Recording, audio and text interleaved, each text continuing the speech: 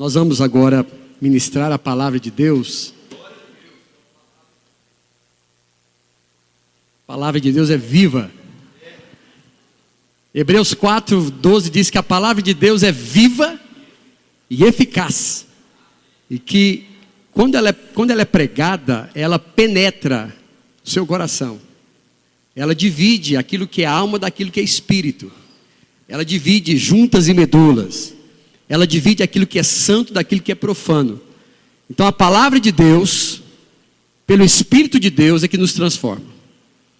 Então nós queremos agora nos expor a uma palavra viva. E precisamos ter uma terra boa para receber essa palavra. A semente precisa cair numa terra boa. Você precisa desejar receber a palavra de Deus. Então feche os seus olhos e faça uma oração sobre essa questão. Faça uma oração. A Bíblia diz que nós temos que acolher a palavra. Então ore sobre isso. Diga: Senhor, eu acolho, eu abro meu coração. Pode orar sobre isso? Pai Santo, nós nos submetemos agora à direção do Espírito Santo para a ministração da palavra de Deus. E nós abrimos completamente o nosso coração, como crianças recém-nascidas desejamos esse leite espiritual, essa comida espiritual. Senhor, transforma agora o coração desse povo numa terra boa, frutífera. Que a semente caindo no coração da igreja frutifique a 30, a 60, a 100 por 1. Nós decidimos, escolhemos receber a palavra de Deus, para que saiamos daqui cheios de fé, transformados pela palavra. Quem pode dizer amém? Então vamos. Então aquele pedido que eu sempre faço para os irmãos não se levantarem e o máximo possível não se movimentar, para que a gente não tire a atenção da palavra de Deus. Nós hoje vamos encerrar uma série que nós começamos em agosto. Nós começamos no mês de agosto falando sobre vencendo aquilo que pode nos matar. Lembram disso, irmãos? Então nós ministramos até hoje, até domingo, alguns domingos atrás, 5 palavras sobre esse assunto. Então nós iniciamos, só para relembrá-los, né? Refrescarem a sua memória. Nós iniciamos o assunto mostrando que a igreja possui um potencial enorme. A igreja de Jesus. O Senhor Jesus diz que é Ele que está edificando essa igreja e as portas do inferno não podem prevalecer contra a igreja. A palavra de Deus diz, o apóstolo Paulo escrevendo aos Efésios, Paulo diz que o poder que está à disposição da igreja é o poder da ressurreição de Jesus. Pode imaginar isso? Nós precisamos ter revelação disso, é um poder imensurável. Só que não é isso que nós temos visto acontecer.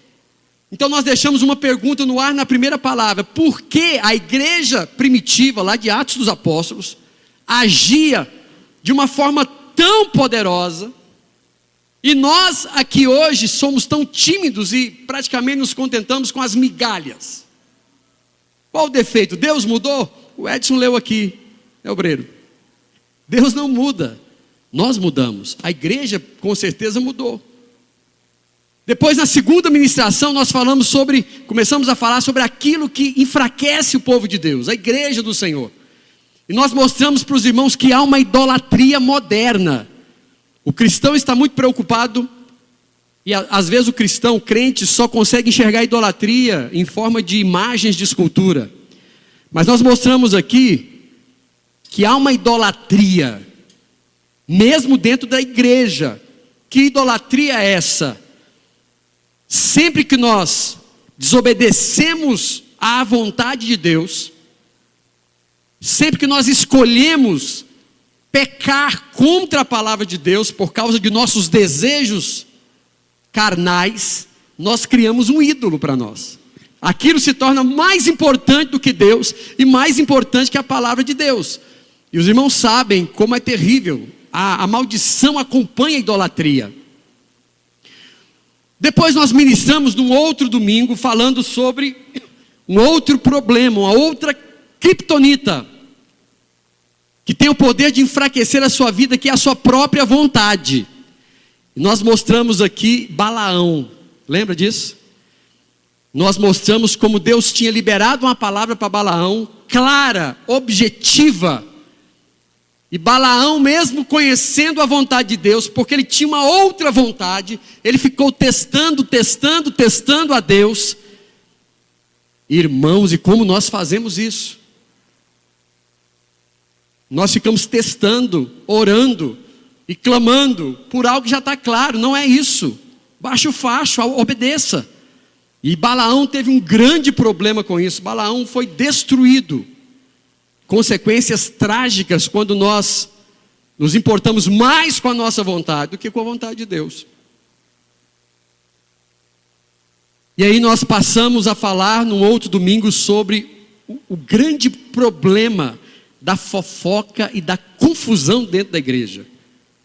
É uma criptonita, é algo que enfraquece, que destrói relacionamentos, destrói famílias, destrói amizades, destrói igreja.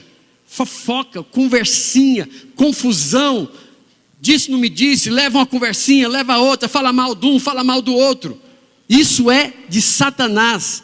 A Bíblia diz que tem coisas que Deus não gosta, mas esse tipo de coisa Deus abomina. Abomina. E na quinta ministração, falando sobre essas coisas que destroem a vida da igreja, a nossa vida, a sua vida, nós falamos sobre a necessidade de falar a verdade, cada um ao seu irmão. A verdade, querido, deve ser falada em amor, mas deve ser falada. Nós precisamos exortar uns aos outros em amor. Se o seu irmão está em pecado, se o seu irmão está fazendo algo errado, se o seu irmão está caminhando para o precipício, você precisa dizer para ele: irmão, alto lá, tem algo errado na sua vida, você precisa se arrepender. Não podemos permitir que o irmão fique cegamente naquele erro. Nós somos responsáveis uns pelos outros, ok? Como isso é importante. Por isso a Bíblia diz que Jesus se manifestou cheio de graça. Queremos uma igreja cheia de graça, uma igreja graciosa, amorosa, longânima, benigna, bondosa. Mas Jesus se manifestou também cheio de verdade, graça e verdade. Te amo tanto, irmão, que eu vou falar uma verdade para você aqui agora. E você fala. Amém? Então, com isso nós demos o pontapé para falar sobre como nós vamos vencer então esse poder que nós chamamos de criptonita. Aquilo que enfraquece pode matar o irmão. Nós falamos a verdade, nós exortamos. E hoje então nós chegamos na última ministração. Como é que nós vencemos completamente, pastor, essa criptonita, esse mal que assola as igrejas e que enfraquece-nos em todos os aspectos? Então nós vamos falar a respeito disso hoje. Vamos falar sobre santidade. Há 3 cenários que afligem os cristãos, os genuínos cristãos, a respeito do pecado. Primeiro cenário, é aquele cristão, ele que escolhe ignorar o pecado, porque ele tem um coração duro, então ele se acostuma com o pecado e vai vivendo naquela vida de pecado. Essa é a primeira questão que aflige o cristão com relação ao pecado. O coração é duro, então ele ignora e continua naquela vida errada, achando que está tudo bem. Será que Deus fala alguma coisa sobre isso? Sim. Deus lamenta sobre esses irmãos, sobre esse povo dele. Veja o que diz Jeremias 8, verso 12. Ficaram eles envergonhados de sua conduta detestável? Deus diz, não. Eles não sentem vergonha, nem mesmo sabem corar. Que palavra séria de Deus. Deus está falando, não, perdeu a vergonha do pecado de viver na vida errada. Nem fica mais corado. Sério isso. A consciência da pessoa cauteriza. Aí ela é crente, acha que está tudo bem no pecado. Segunda situação, são aqueles cristãos que acreditam na mentira de que o sangue de Jesus pode perdoar, mas não pode libertar da escravidão do pecado. Isso é mentira. O sangue de Jesus perdoa, e o poder da cruz também liberta. Deus te chamou para liberdade. Diga para o seu irmão: Deus te chamou para vencer o pecado. Mas tem aquelas pessoas que acham que não. Agora veja, irmãos.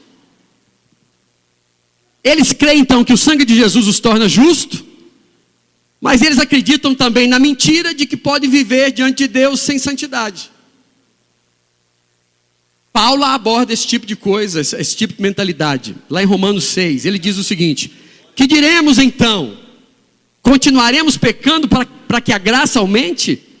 Não, de maneira nenhuma. Nós, os que morremos para o pecado, como é que podemos continuar vivendo nele? Você morreu, meu irmão.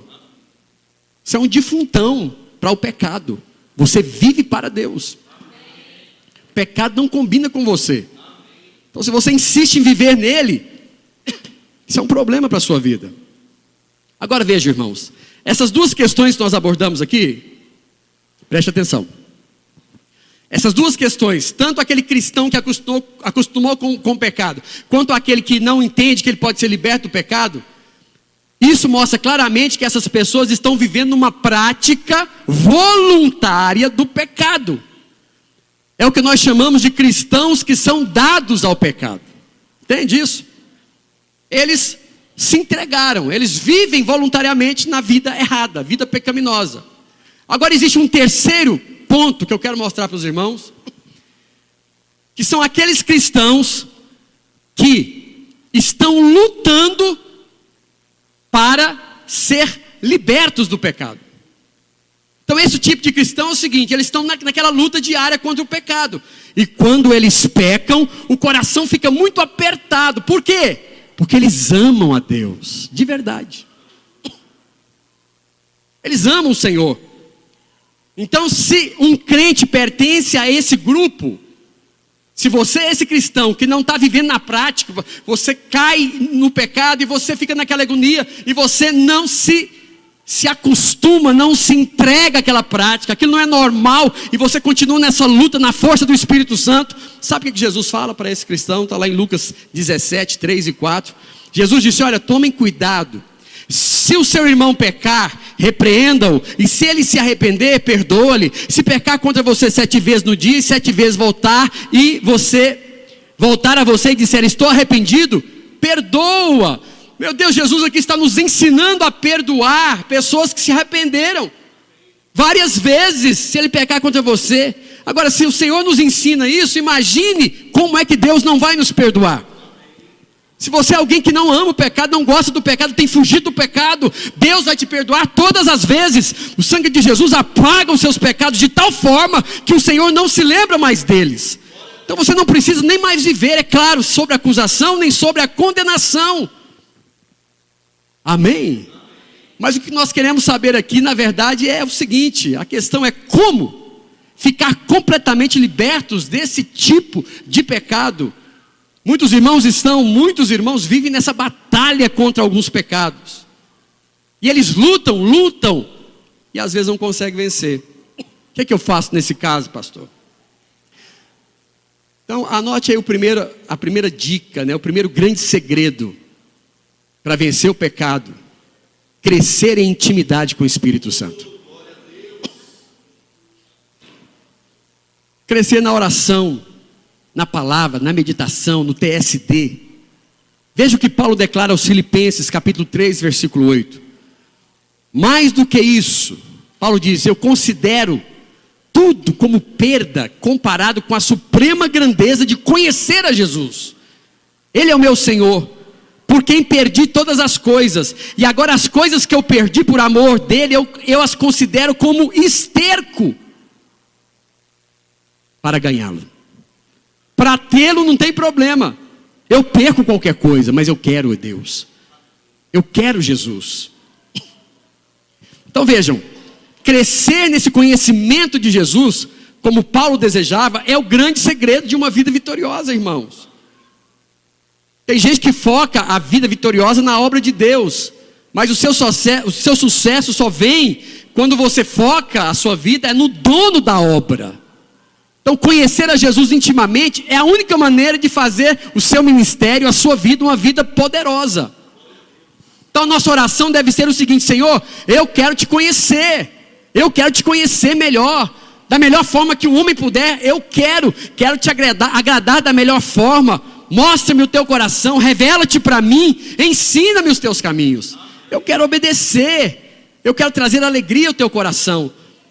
Veja o que Paulo diz na sua segunda carta aos Coríntios, capítulo 7, verso 9 ao 10. Agora, porém, me alegro, não porque vocês, Paulo está dizendo, olha, eu me alegro, irmãos coríntios, não porque vocês foram entristecidos, mas porque a tristeza que vocês sofreram os levou ao arrependimento. Pois vocês se entristeceram como Deus desejava.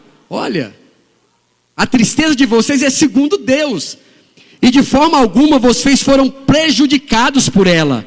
A tristeza segundo Deus não produz remorso, ela produz arrependimento que leva à salvação. Agora, a tristeza segundo o mundo produz morte. Então Paulo está dizendo aqui que há dois tipos de tristezas que se parecem com arrependimento, mas não são. Uma é remorso e a outra é a tristeza segundo Deus. Queridos, a tristeza segundo Deus é uma tristeza que gera libertação. A tristeza, uma outra tristeza, que é a tristeza segundo o mundo, que é aquele remorso, a pessoa que fica com remorso, ela não se arrepende, ela não muda nunca. Essa é a tristeza segundo o mundo, ela gera morte. Vou te dar um exemplo para você aplicar na sua vida desses dois tipos de tristeza. A tristeza segundo Deus, que gera a libertação do pecado, e a tristeza segundo o mundo, que deixa você continuar vivendo no pecado e achando que está tudo certo. A primeira, o homem que ilustra essa tristeza segundo o mundo é Saul. A Bíblia diz que Deus, certa vez, Saul desobedeceu a Deus na questão dos amalequitas. Não dá para eu contar a história toda, mas Saul desobedece a Deus, e aí Deus manda Samuel, profeta, para tratar duramente a vida de Saul.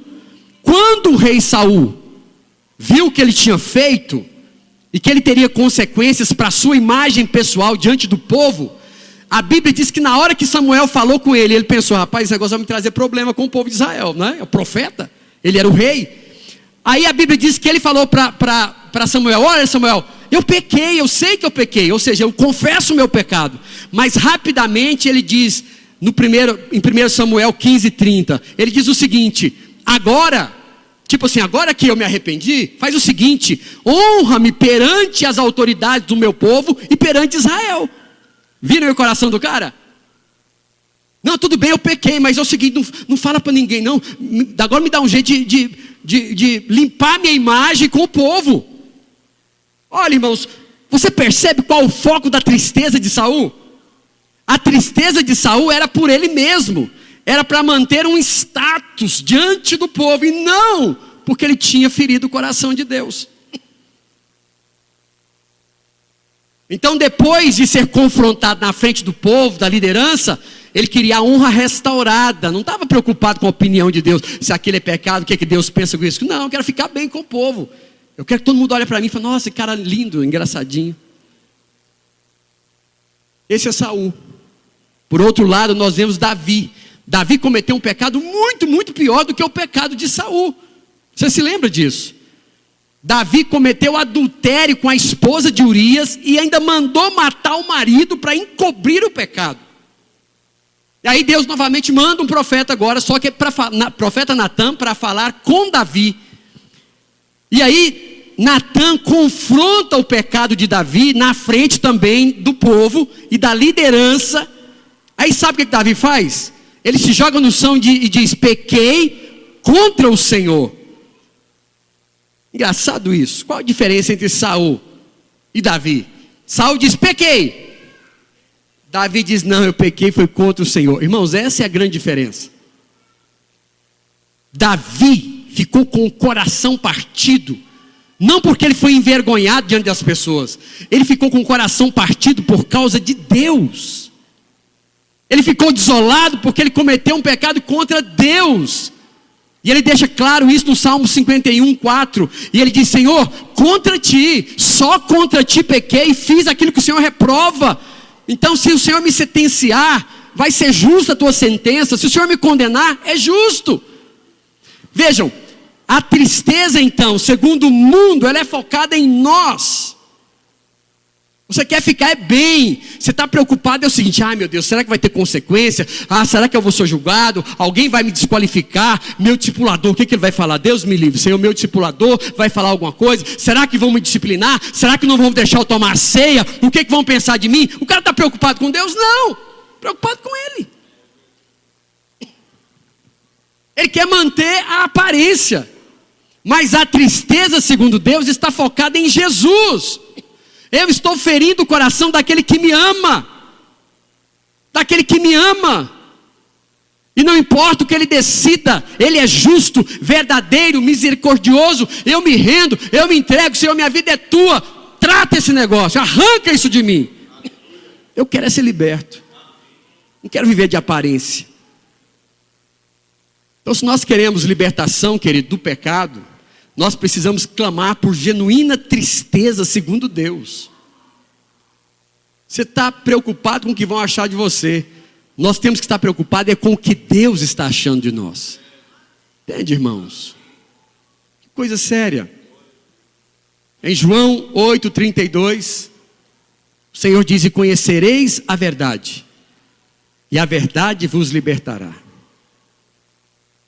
Então, o segundo segredo, o primeiro segredo é esse: é conhecer a Jesus, intimidade com Jesus, deixar que o Espírito Santo os entristeça realmente, aquela tristeza que você fala: eu tenho que parar, eu não suporto mais, eu amo demais a Deus. O segundo segredo é que a sua libertação do pecado, ela tem que estar fundamentada na verdade. Conhecereis a verdade, e a verdade vos libertará. Davi diz o seguinte: Senhor, eu guardei a palavra do Senhor no meu coração para não pecar. Então, querido, você quer ser liberto do pecado? Você tem que ser alguém saturado pela palavra, cheio da palavra. A sua mente tem que pensar como Deus pensa. Você precisa começar a enxergar como Deus enxerga. Você tem que pensar como Deus pensa. Mudar a sua mente com a Bíblia, com a palavra de Deus. Vou te dar um exemplo. Como é que um rapaz será capaz de se relacionar com uma moça sem defraudá-la? Entende? Sem tocar o coração dela, sem tocar ela própria. Como é que eu vou conseguir até que eles se casem? Só quando esse rapaz entender os princípios envolvidos naquilo. Por que eu não digo eu te amo, se você nem casou? Você não sabe. O que é amor para você? Ama nada. Não toque, não é sua. Agora casou, é sua, não largue, é sua. É assim que funciona. Não toque porque não é sua. Casou, toque muito, porque agora é sua para o resto da vida. Agora, se eu não entendo isso, o que eu preciso entender? Primeiro, essa irmã, essa moça aqui, não é um pedaço de carne, um objeto que eu vou usar. Ela é filha de Deus. Ela é uma irmã em Cristo. Se eu machuco ela, eu vou ter problema com o papai dela. Estão entendendo, irmãos? Segundo, o cara tem que pensar, o rapaz. Todas as moças são criadas, as mulheres criadas à imagem de Deus. E Deus coroou essa moça aí com glória, com honra. Então veja, se a pessoa tem a mente de Cristo, se ele é transformado pela palavra, ele manifesta essa mente. E aí ele está tranquilo, ele não vai fazer o que é errado. Estão entendendo, irmãos? Sim ou não? Agora, quando você não entende que aquela pessoa é alguém precioso, você faz a pronta, depois você manda embora, ainda fica achando que você é o lindo, o maravilhoso. Não, você está com um grande problema diante de Deus. As pessoas não são descartáveis. Estão entendendo isso, irmãos? É um outro assunto, dá vontade de falar sobre isso, né? Porque eu sempre ensinei meus filhos. Falei, você não ousa falar para nenhuma moça que você ama ela, senão eu vou te cortar o pescoço, moleque. Você vai falar para sua esposa que você a ama, não para outra moça que você não vai casar com ela. Você está mentindo, está roubando o coração que não é seu. Isso tem problema com Deus. Amém. Dado o recado, vamos falar então sobre santidade. O Novo Testamento apresenta dois aspectos da santidade. Vamos ler o primeiro em Efésios capítulo 1, verso 4. Veja o que Paulo diz. Porque Deus nos escolheu nele, em Cristo, antes da criação do mundo. Aleluia. Você foi escolhido antes da criação do mundo. Para que Deus me escolheu? Para sermos santos e irrepreensíveis em sua presença. Nós chamamos esse aspecto da santidade de uma santidade posicional. Nós fomos eleitos por Deus em Cristo Jesus, e esse Deus que nos elegeu, Ele nos chamou, nos justificou e nos glorificou. No dia que recebemos a Jesus como Senhor, nós nos tornamos santos aos olhos de Deus, e nunca mais seremos mais santos do que já somos hoje, em Cristo. Isso é uma santidade posicional, é uma posição que eu tenho em Cristo. Amém? Se você está em Cristo, as coisas velhas passaram, tudo está novo na sua vida. É uma posição. Agora, irmãos, para exemplificar o outro tipo de santidade, espera só um minutinho, tá? Vamos usar o casamento. Bom, antes de nós nos casarmos, né, moços e moças, é claro que a gente, né, os irmãos flertam, eles se interessam, aí eles começam a se relacionar para conhecerem um ao outro, já pensando no casamento. Não é assim? Ok? Agora, depois que os irmãos casam, precisa de uma mudança de atitude. Por quê? Porque eu me comprometo com o outro. Então eu preciso ter um comportamento que corresponda à posição que eu ocupo de casado com relação ao meu cônjuge. Veja o que Paulo diz. Como filhos obedientes, entenderam o que eu disse aqui? Casei, agora eu tenho uma posição. Eu me casei com ela, eu sou o marido dela. Ela é minha esposa. E eu tenho uma posição agora, eu sou o marido da Cléo e ela é a esposa do Jean. Pedro, 1 Pedro 1, 14 e 15. Diz assim, como filhos obedientes, não se deixem entrar na forma, no molde dos maus desejos de antes, quando vocês viviam na ignorância. Mas, preste atenção, a partir de agora que vocês são filhos, assim como é santo aquele que os chamou, sejam santos vocês também em tudo que fizerem. Então Pedro aqui está enfatizando o nosso comportamento e não a nossa posição. Entenderam isso? Entenderam, irmãos? Quem entendeu? Diga amém. Então Pedro aqui ele enfatiza o meu dia a dia, o que eu faço, o meu comportamento, é uma santidade comportamental, que deve refletir a minha santidade posicional, da posição que eu tenho. Agora veja, o que me capacita a viver essa santidade comportamental do dia a dia, não é a minha força natural, é a graça que Deus me dá.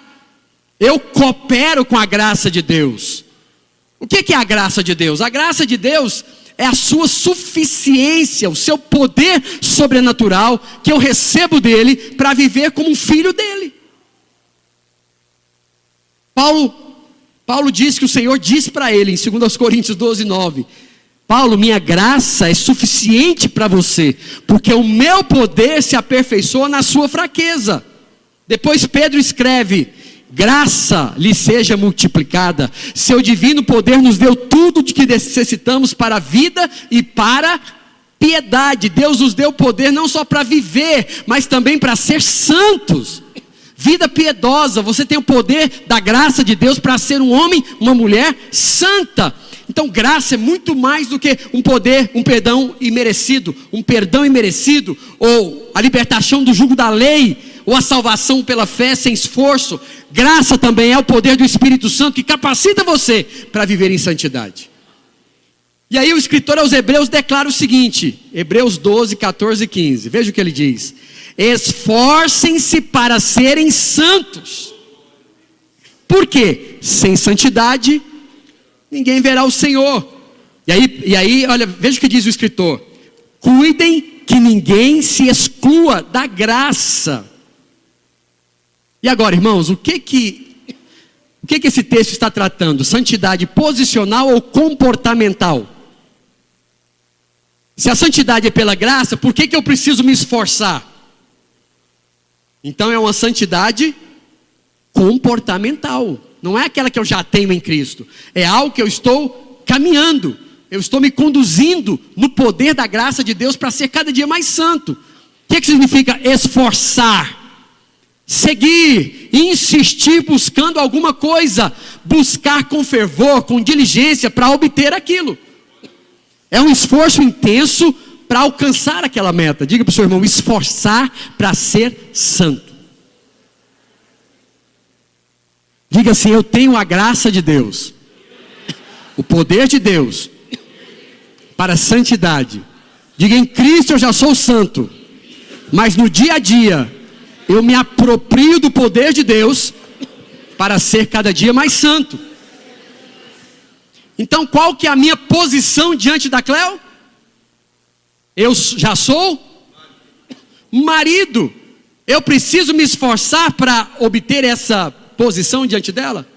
Irmãos, eu estou fazendo uma força para ser marido da Cleo, é assim? Não, já sou marido, ela já é minha esposa. Olha a posição aí. Agora, vejam bem, irmãos, ela já é minha esposa, mas uma vez que ela é minha esposa, as atitudes dela precisam condizer com a posição que ela tem. Não é? Ok? Nós também estamos assim, buscando nos acondicionar, nos amoldar a essa posição de santidade que já é nossa. Amém, irmãos? O pecado não combina com você. Não combina. Então o escritor aos Hebreus está tratando de uma santidade comportamental. E aí vem a questão. Ele diz: olha, busquem essa santidade, esforcem-se, porque se nós não fizermos isso, nós podemos nos excluir da graça. Não é assim que ele falou? Você se exclui desse poder, ou seja, não, eu não quero mais, eu vou me entregar aqui ao pecado, essa vida licenciosa errada. A graça não pode te alcançar. A graça não te alcança, você se exclui. Então nós precisamos ter em mente o seguinte: somos santos e precisamos andar em santidade. Tem coisa errada na vida? Tem que resolver. Veja como o escritor de Hebreus termina esse texto, esse capítulo 12, 28. Ele diz: retenhamos a graça pela qual sirvamos a Deus agradavelmente, com reverência e piedade. Ele diz: olha, essa graça vai te dar graça, poder para você viver agradavelmente, de modo aceitável e ter uma vida santa. Deus te deu a graça para ser santo. Irmãos, o importante, ele encerra dizendo, sabe por quê? Sem santidade, ninguém verá o Senhor. Nossa. Sobre o que Hebreus está falando aqui? Nós não iremos ver Jesus? Todos. A Bíblia chega a dizer em Apocalipse 1,7 que ele vem com as nuvens e todo olho o verá, até aqueles que o mataram. Então, como é que esse versículo está dizendo que sem santidade ninguém verá o Senhor? O que significa isso? O que significa? Veja, irmãos, nós vivemos esses dias agora um tempo de eleição. Então nós vimos os candidatos, na televisão, programa, entrevistas aos telejornais, debates políticos, internet. Quem viu? Todos. Agora eu pergunto para os irmãos, pessoalmente, você os viu? Eu não vi nenhum deles. Nem o Zema. Agora, por outro lado, os familiares, os assessores, os veem constantemente. Nós, apesar de conhecermos a televisão, conhecemos um pouco do plano de governo, dificilmente conheceremos a vida íntima desses homens. Entenderam isso? Então, da mesma forma, são alguns cristãos com relação a Jesus. Eles ouvem, estão ouvindo a palavra aqui, conhecem a palavra, eles fazem oração, eles louvam a Deus, eles professam, não, eu sou crente, eu sou cristão, eu oro, eu clamo a Deus. Entretanto, eles não conhecem o Senhor na intimidade, não estão na presença dEle. E a Bíblia está dizendo, sem santidade, não há intimidade. Isso é sério, irmãos. Você pode estar sendo enganado, achando que seu pecado está tudo bem, que você está íntimo com Deus. Deus não tem intimidade com o pecado.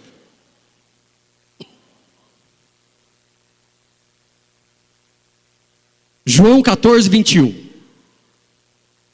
Quem tem os meus mandamentos e lhes obedece, esse é o que realmente me ama.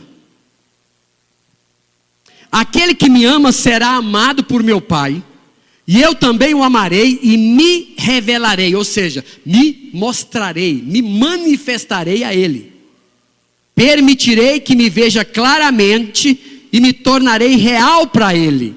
O Senhor está dizendo, olha, eu seria uma realidade para aqueles que me amam, só que aqueles que me amam,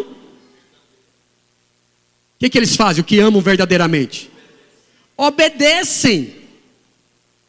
Ou seja, aqueles cristãos que têm os mandamentos, que obedecem os mandamentos de Jesus, são aqueles que buscam a santidade comportamental. A essas pessoas o Senhor permite, vocês vão me ver, vocês vão me conhecer, claramente. Não é tão sério isso? Veja o que Jesus diz em João 15, 14. Vocês serão meus amigos se vierem para a igreja. Amém? Não. Vocês serão meus amigos se forem para a célula. Não.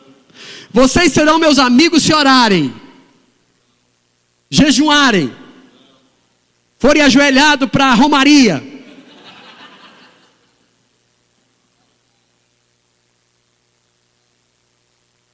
Vocês serão meus amigos?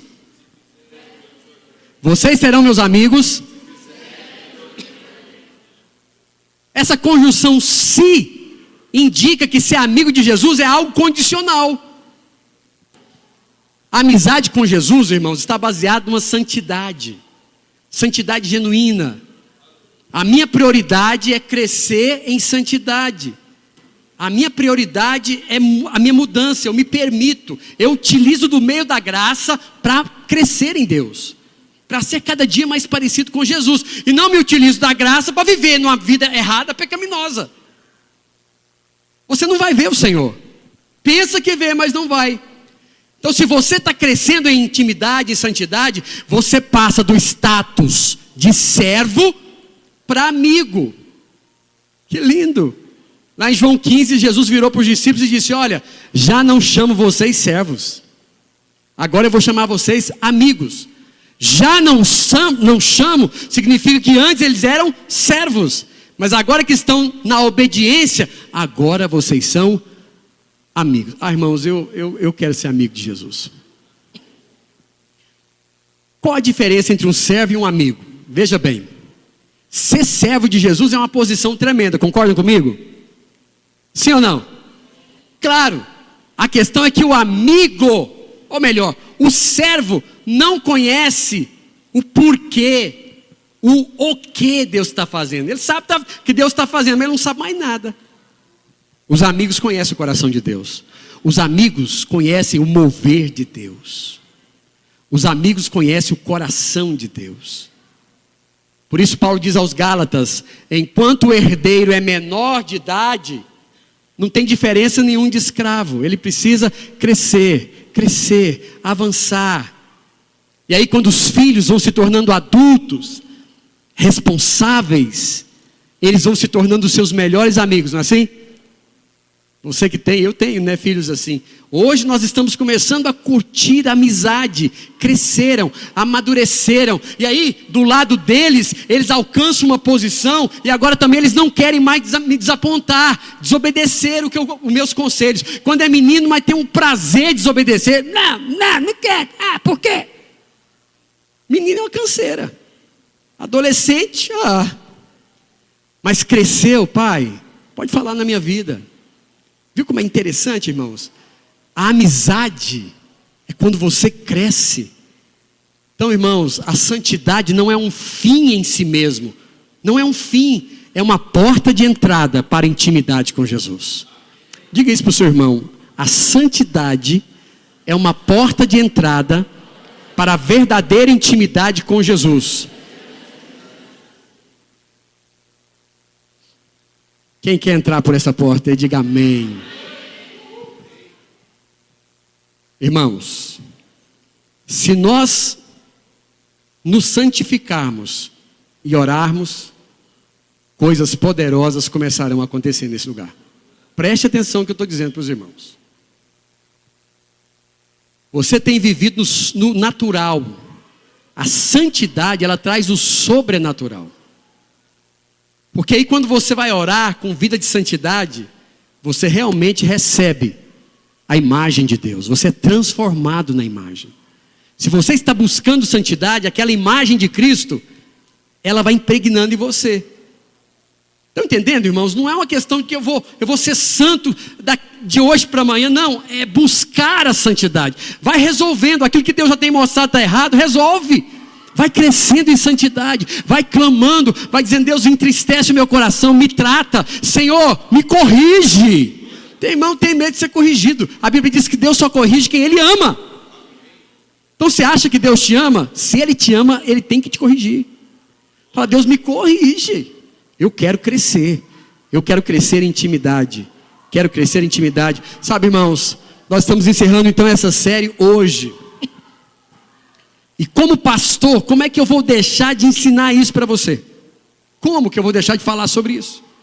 Como que eu não vou permitir que você conheça o caminho que leva você à intimidade com o Todo-Poderoso? Eu não posso fazer isso. Então se nós ensinarmos uma graça que acoberta somente, e omitirmos a graça que nos capacita, entende? Então nós vamos fechar a porta para uma igreja e uma vida poderosa. Fechamos. A graça, pastor, acoberta? Sim. Agora, a graça também nos capacita. Diga assim: a graça acoberta. Mas a graça capacita. A graça coberta o pecado, mas na verdade ela também te capacita a vencer o pecado. Amém, irmãos? Eu e a Cléo somos legalmente casados.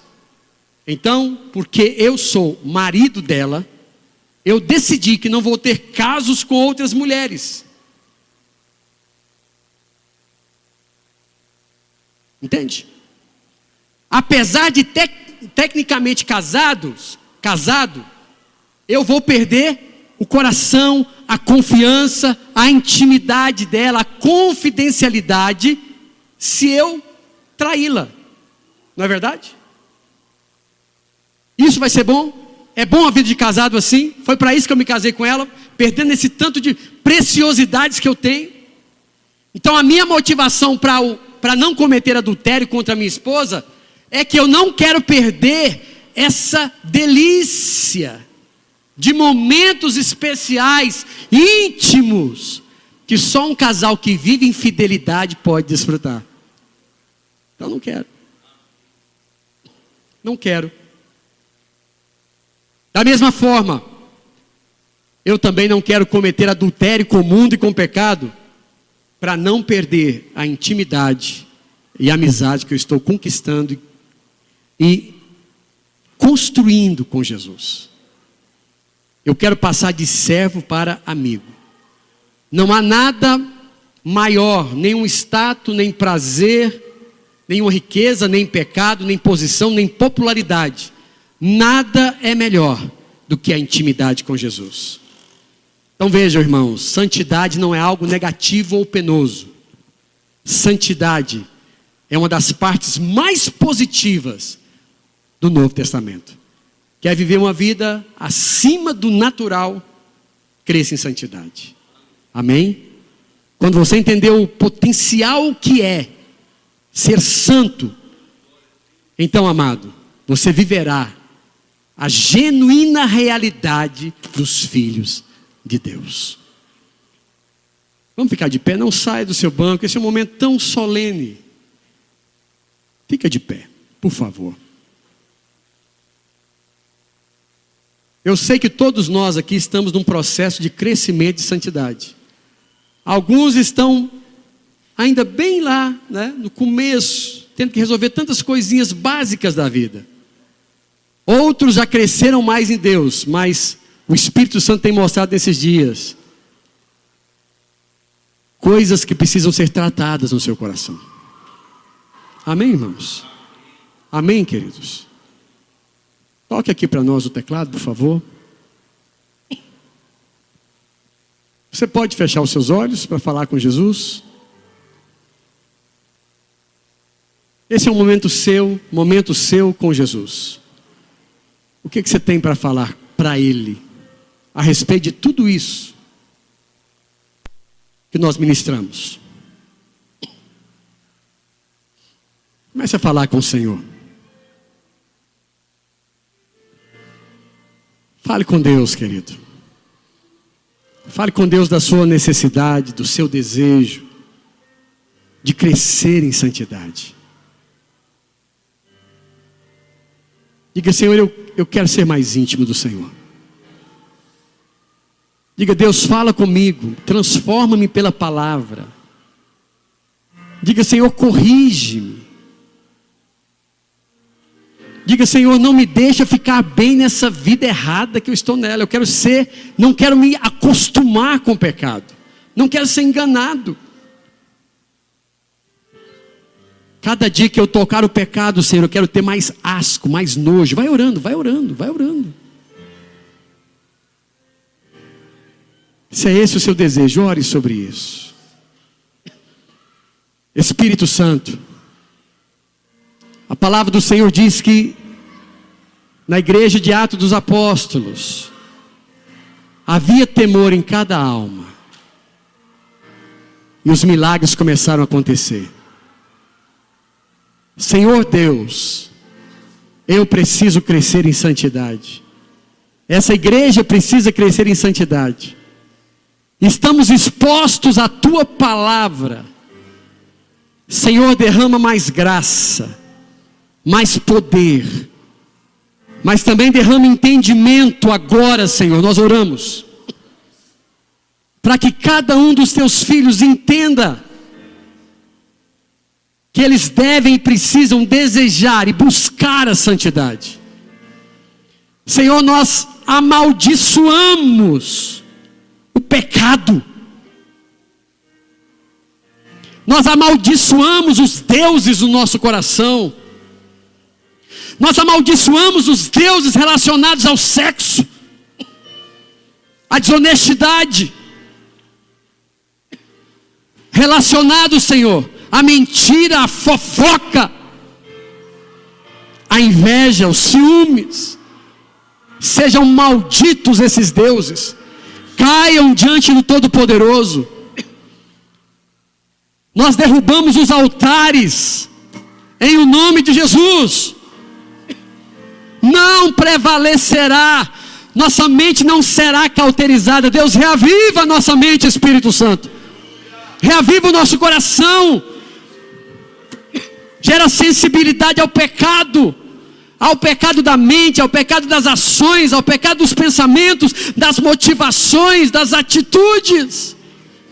Pai, somos a Tua noiva, somos a Tua igreja, somos o Teu povo. Espírito Santo, o Senhor está trabalhando agora mesmo para preparar para Jesus uma noiva santa, sem rugas, sem manchas, sem máculas, um povo santo. Deus, em o nome de Jesus, não legalistas, mas santos. Nós pedimos não só o perdão, confessando os nossos pecados, mas nós pedimos a revelação do poder, da ressurreição que está à disposição dessa igreja. Morremos com Cristo, ressuscitamos com Ele. Vai trazendo revelação a esta igreja. Você está morto, meu irmão. Você morreu para o pecado. Você morreu para a vida antiga. Não reine mais o pecado sobre o seu corpo mortal. Não ofereça os seus membros como instrumento de iniquidade, mas ofereça a Deus como instrumento de justiça. Você morreu com Cristo, ressuscitou com Ele. Você está assentado em Cristo, nas regiões celestiais, à direita de Deus Pai, numa posição de santo. O pecado não combina com você. Você não pertence mais ao pecado. Pai, nós oramos crendo que a partir desses dias, nós cresceremos em intimidade com o Senhor, sim, na oração. Mas nós passaremos de um nível de servos para amigos de Deus. Que o Senhor possa nos alcançar. É o nosso clamor, na nossa fraqueza e pequenez. Estamos diante do Senhor, crendo que o Senhor nos responde. Obrigado, Pai, em nome de Jesus. Amém. Quem crê, dê um amém bem forte. Glória a Deus.